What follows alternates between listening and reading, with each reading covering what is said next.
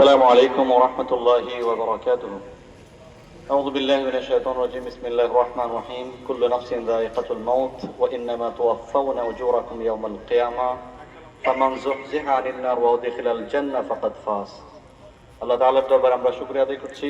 আমাদের অত্যন্ত শ্রদ্ধাভাজন ব্যক্তি, অত্র এলাকার সুনামধন্য ব্যবসায়ী আলহাজ জমিয়ত আলী সওদাগর আমাদের থেকে বিদায় নিয়েছেন। মাহে রমাদানে আল্লাহ তাআলা ওনাকে কবুল করেছেন।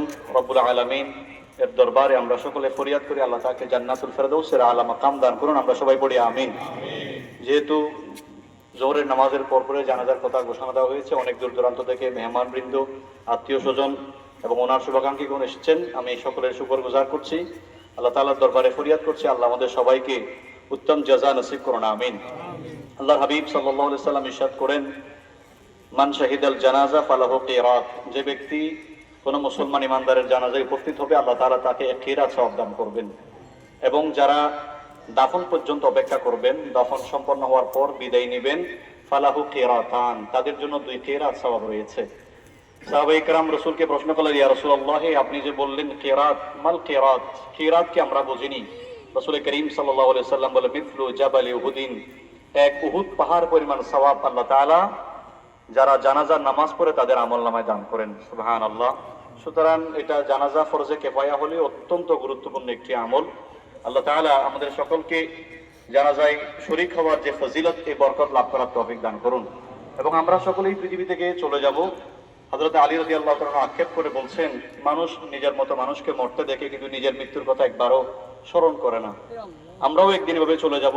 চলে যাওয়াটা স্বাভাবিক, এটা আল্লাহর পক্ষ থেকে আসবে একদিন। কিন্তু এরকম একটা মৃত্যু, জুমার দিনে মৃত্যু, মসজিদে যাওয়ার প্রতি মৃত্যু, আল্লাহর ঘরে মৃত্যু, এবং বিশেষ করে রমাদানে মৃত্যু, যে রমাদানে জান্নাতের দরজা খুলে দেওয়া হয়েছে, জাহান্নামের দরজাকে বন্ধ করে দেওয়া হয়েছে, শয়তানের পায়ে শিকল লাগিয়ে দেওয়া হয়েছে, কবর আযাবকে মাফ করে দেওয়া হয়েছে, এরকম একটা মৃত্যু। আমি গতকাল ইস্তাক ভাইকে বলছিলাম যে আপনার আব্বা মনে হয় এরকম একটা সুন্দর সময়ের জন্য অপেক্ষা করছিলেন।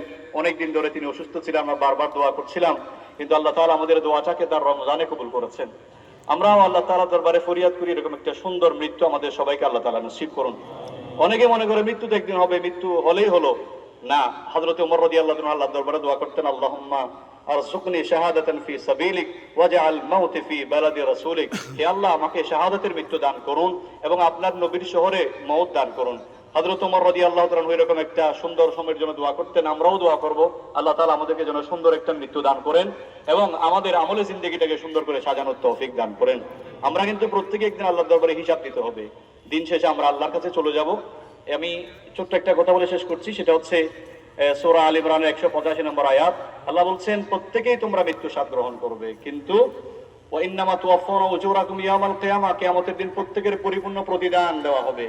ফামান যুহজিয়া আনিন নার, যাকে আল্লাহ জাহান্নাম থেকে মুক্তি দিবেন, জান্নাতের মেহমান বানাবেন, ফাকাদ ফাজ, ওই বান্দা জীবনের চূড়ান্ত সফলতা লাভ করবে। আমরা যেন জীবনের চূড়ান্ত সফলতা লাভ করে দুনিয়াতে আল্লাহ এবং রাসূলের রেজামন্দি মোতাবেক চলতে পারি, মওতের পরে জাহান্নাম থেকে বাঁচতে পারি। এই মৃত্যুর মাধ্যমে আমরা যেন আমাদের মৃত্যুকে স্মরণ করতে পারি। আল্লাহ তৌফিক দান করুন আমিন। যারা এসেছেন সবার শুকরিয়া আদায় করে আমি আমার অগোছালো কথাগুলো এখানে শেষ করছি। আল্লাহ আমাদের সবাইকে কবুল করুন। আসসালামু আলাইকুম ওয়া রাহমাতুল্লাহি ওয়া বারাকাতুহু।